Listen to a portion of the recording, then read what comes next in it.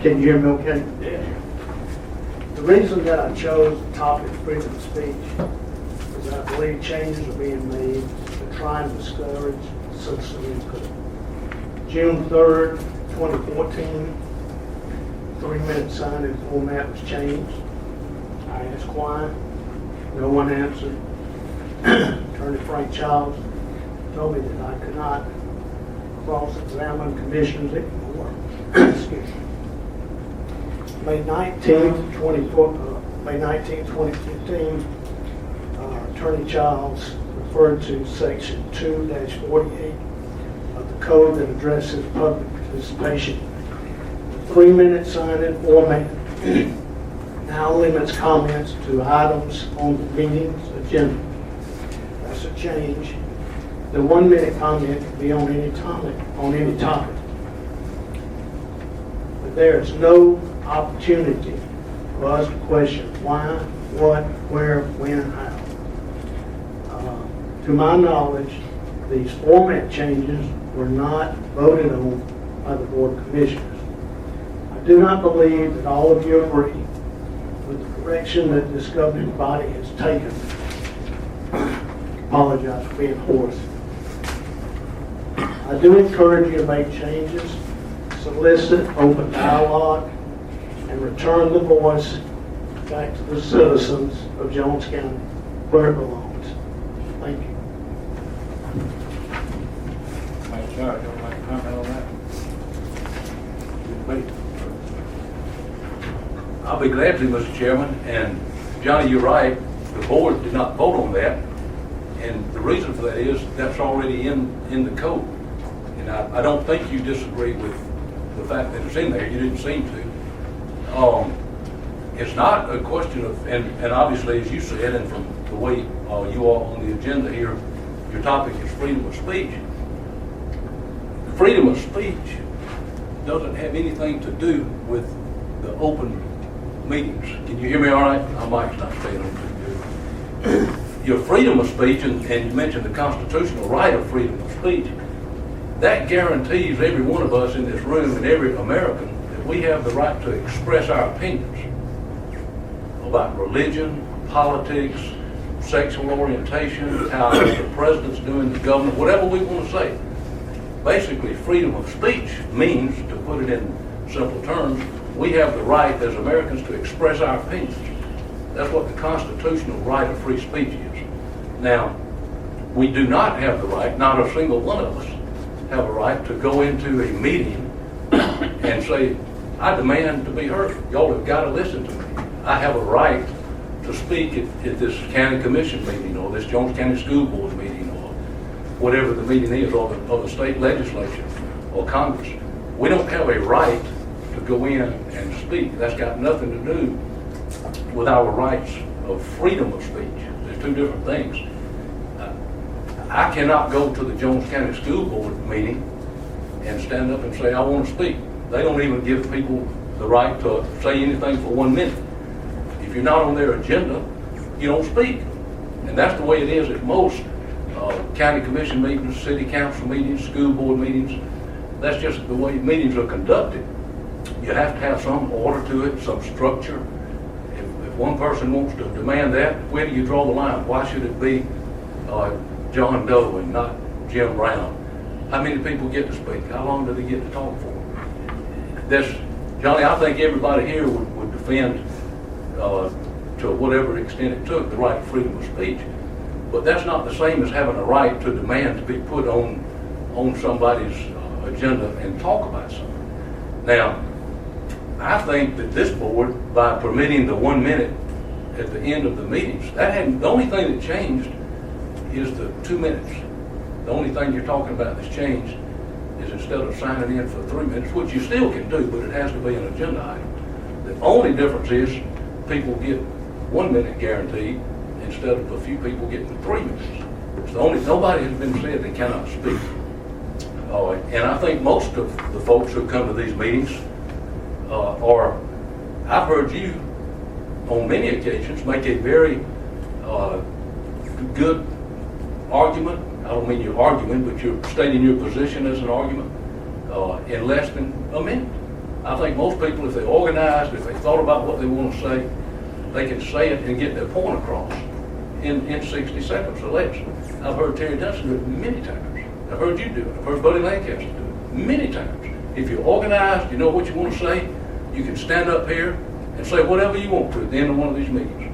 And I think that's what freedom of speech is, although not exactly, because that's not freedom of speech. That's this board having a policy to permit that. It's got nothing to do with freedom of speech. Our freedom of speech does not give us the right to come to a meeting and demand to be heard. This is an open meeting under the Georgia Open Meetings Law.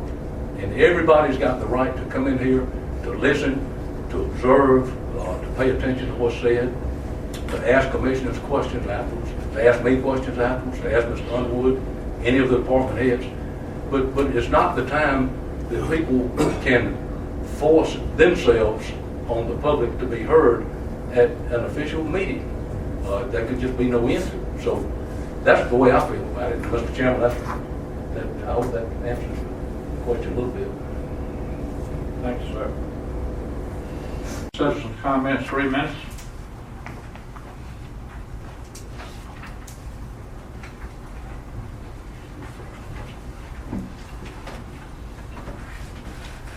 Bobby May.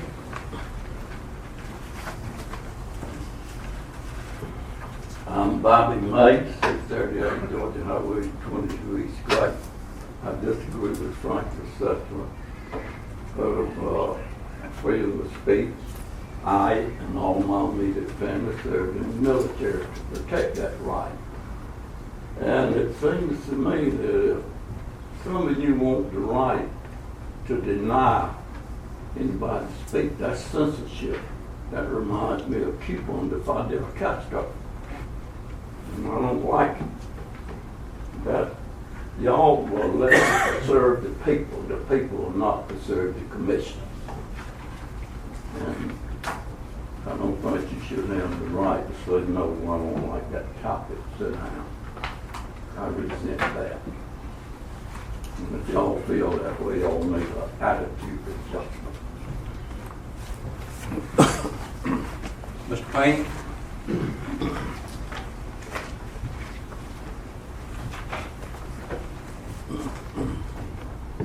We've been over the code here, and I don't see anything here that says that you can limit our subject in our 3 minutes.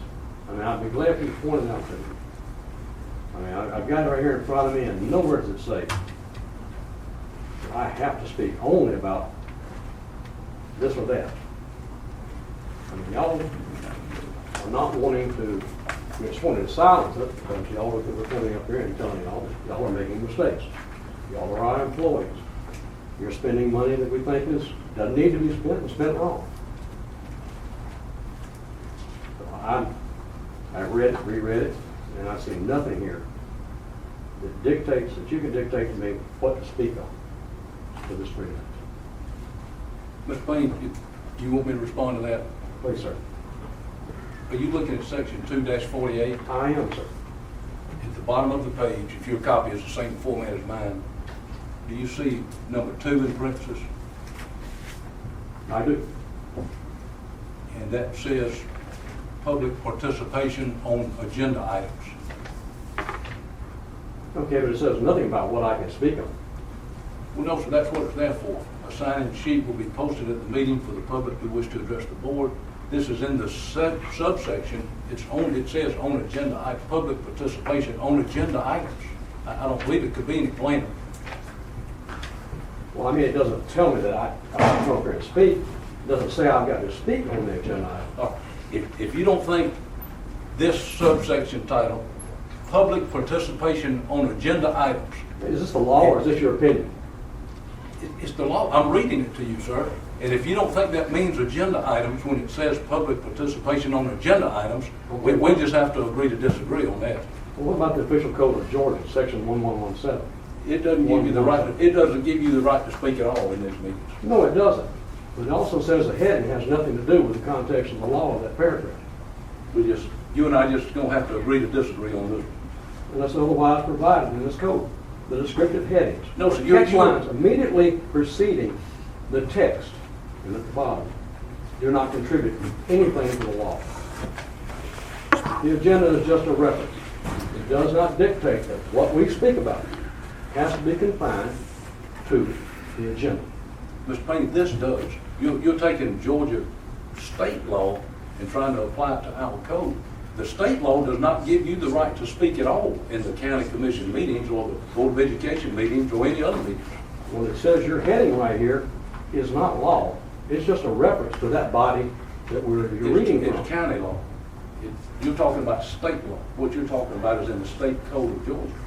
This is the county code, and it says that if people want to talk about agenda items, The I county mean, it code, says it is as plain as it can be. you're going to supersede the state code. No, sir. It doesn't supersede it at all, and it's not in conflict with it. The state leaves these things how to conduct a county commission meeting to the counties, except for the things like open meetings. It has to be an open meeting, as we discussed earlier.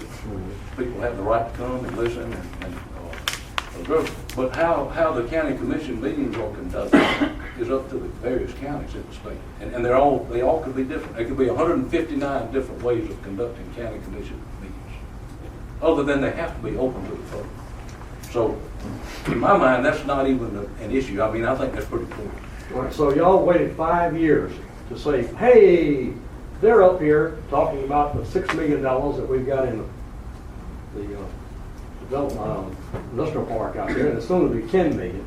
The $600,000 we spent here, the $115,000 we didn't save over there, and we're bringing this to your attention, and so y'all are tired of it. And now you want to say, gee, can we read that a certain way after 5 years?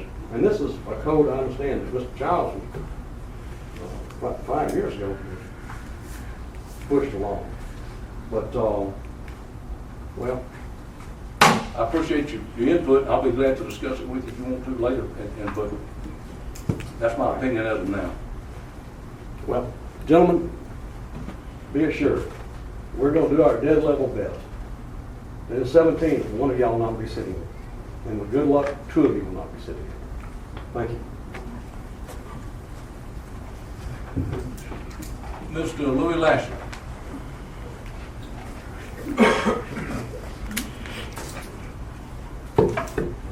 My name's Louis Lashley, 182 Moore Road, Gray, Georgia. Thank y'all for this opportunity to express my opinion. In follow-up to Johnny Mixon and others, I want to say all this could have been prevented if one commissioner had not attempted to violate our rights of freedom of speech, not one time, but over and over and over. Our county attorney, I do believe, did exactly what he was asked to do, as he explained at a previous meeting. Why would Chairman Hawkins try to squelch our freedom of speech? Indeed, why? As I see it, Let me tell you something. Something else that's in our code deals with the court. And it says here that all commissioners must conduct themselves in a professional and respectful manner. All remarks should be directed to the chairman and not individual commissioners. Personal remarks are inappropriate. I scratch that Hold remark. on one second. That deals with commissioners. And I would, as parliamentarian, I would do my best to not let a commissioner make personally disparaging comments about anybody in this audience. That same code goes on to say, where it talks about the public, that members of the public are held to the same standard that the commissioners are, and that personal remarks are not permitted. So don't make any personal remarks about any commissioner or anybody. I apologize for that, thank you. As I see it after careful analysis since our last meeting, the real problem here is our district commissioners. I say this because the chairman is only one member of this board. Regardless of how each of you may actually feel, in reality, by remaining silent, the implication given is that each of you are in agreement with that unlawful act. As elected officials, all of you have great responsibilities to respect your constituents and to represent them and to do it in such a way as to be in the best interest of all Johns Countyans. Don't take that responsibility lightly. I do ask how many interpretations of Baptist Code 248, public participation. How many more times is this interpretation going to be conveniently changed or explained?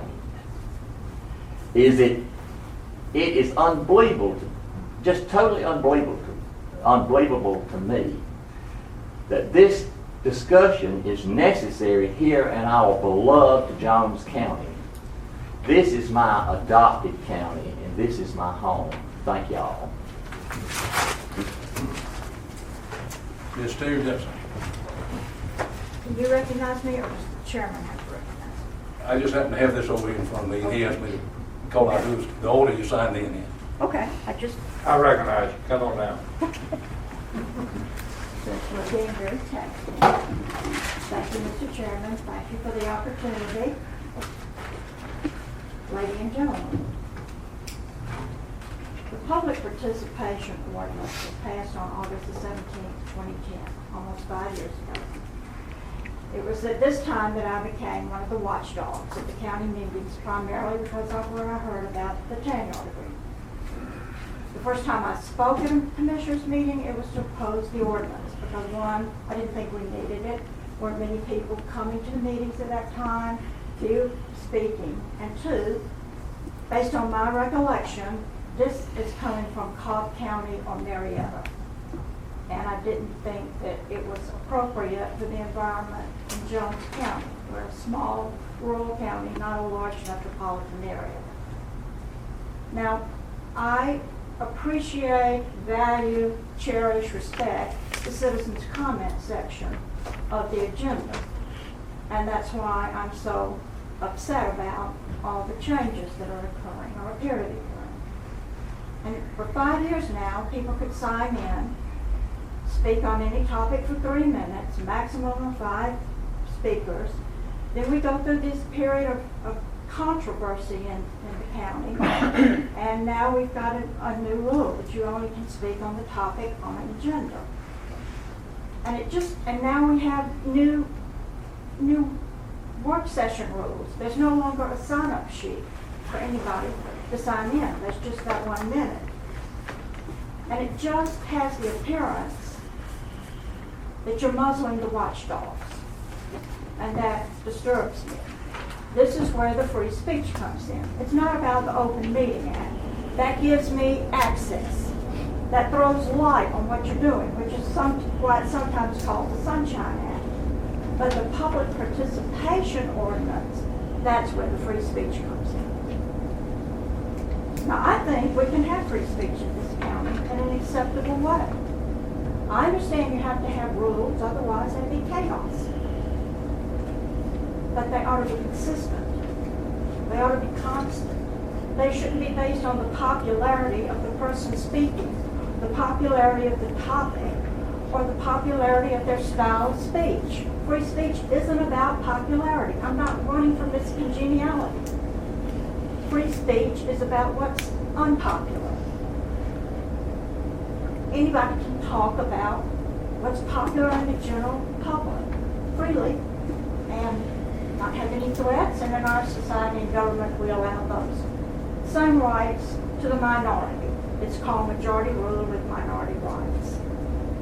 Now, if the whole purpose of all this is to get citizens to come in and participate and have input in their government, it seems to me the best thing to do is to look at all the rules on the work sessions and the hearings and the regular meetings and the committee meetings and see how they all interrelate and interact, keeping in mind that we have a county newspaper, the Jones County News, that's only published once a week. You got about 30 seconds. Thank you. We've got a 2-week delay. And once again, I think Jones County can be a model where other counties can look at us and copy our ordinance rather than Marietta or Cobb County. And again, Thank you. Thank you. 1 minute. Someone else, sir.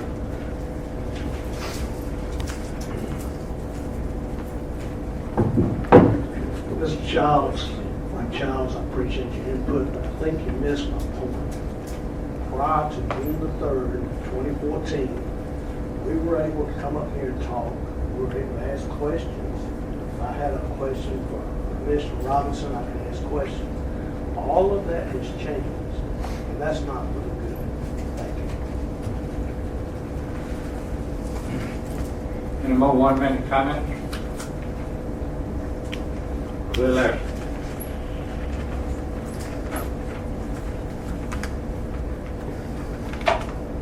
It's real scary anytime anything comes before this door and it's rush to get it done. Just tonight, there was a discussion here about the track. This was brought on by a rush to get items to be voted on the SPLOS. And it is on tape, if you will listen to the tapes, a commissioner made the statement, if you want it approved, you better get it done before District 3 Commissioner is back or is out of town, while he's out of town. It is on the tape. I think it's absolutely ridiculous. Got 5 seconds with it. Thank y'all. Anyone else? Aye. Ms. Dissel made a good point a minute ago. And you have work sessions same day and then you have a meeting. It appears that the work sessions ought to be well ahead of the meeting and to give people time to learn in the paper what happened in the work session so they can come up here and participate. Stacking them on top of each other, I think, eliminates the process of people being able to come around and jump on the agendas later on. It looks like you got to give time for news to get around and for it to be in the paper and people to read about it. Let me make a comment on that, sir. We got 3 commissioners here. They got jobs. And they try to work it where they can get in or have to miss jobs 3 or 4 days. We try to have it like today. We had 5, 5:30, and 6.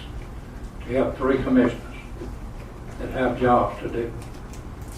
And me, I could come anytime. I think Commissioner Robinson, except for his health problems in his family, could be anytime. But we try to work it around our other fellow commissioners so they can be in. And that's the reason we don't scout them at 1 o'clock or 2 o'clock or whatever. That's the reason for it. Well, now though, you've eliminated being able to talk at the work session, and now if it's on the agenda, you can't talk about it. So people need a couple of weeks between the work session to understand what's going on, whatever you're talking about, what's coming up, to come up and speak on it. That's all I'm saying. Well, we still have 1 minute, sir. Huh. All right, anybody else?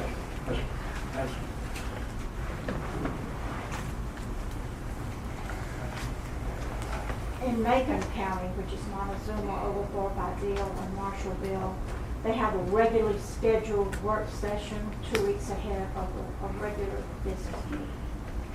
And I think we could do that. I think we could publish a notice in the paper and give a website where you can see the agenda items. I don't think it's that difficult. And I don't mean to inconvenience any of the commissioners, but I mean, it's really not about, you know, what it's supposed to be about.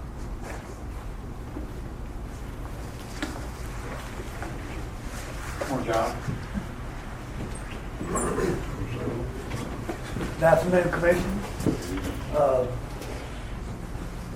I don't want to change the topic over such an impassioned plea.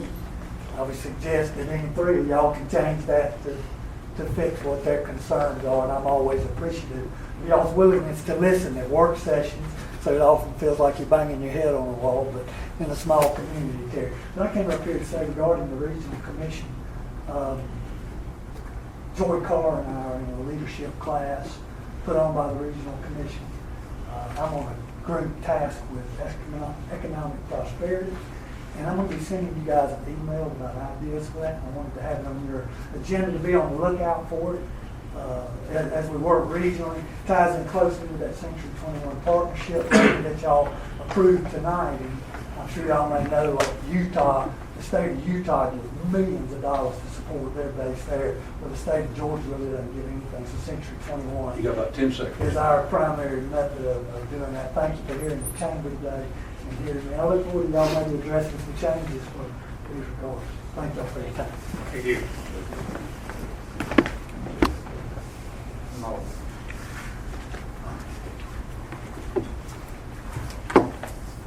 Good evening, Chris Whiteman. Just comment on, thank you very much for your comments as far as putting stuff out to bid, change orders. I think all bids need to be firm. I don't think we need to be given open end, but hourly rates, with the shipping and all, the gentleman here earlier, because of 3 days, $21,000. We do understand it, but put up for bid. But all bids in the future, we don't need $14,000 for 2 loads of concrete. We don't need, all these surprises, as you were saying, surprises that come up. I think all bids need to be firm. The gentleman comes up and gives you a bid, you need to be giving you a firm bid. If he sits there and misses something, he uses it. And I think that's how everything needs to be contacted. Have not any change orders. I don't care if it's $100. He may give you a price, it needs to stick to that price. I appreciate, I'll make a couple others, give a comment on that. Stay along, we miss you. Mr. Martin, like I said, see you next meeting. I do appreciate your time. And that's just something y'all think about, make it fun. Mr. Gerald, see you soon.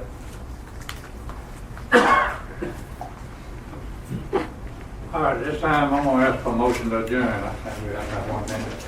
Got a motion? Second. Got a motion, I get a second? Yeah, Mr. Martin. Okay, all in favor? Motion carried. Thank you, Dayline. Have a good trip.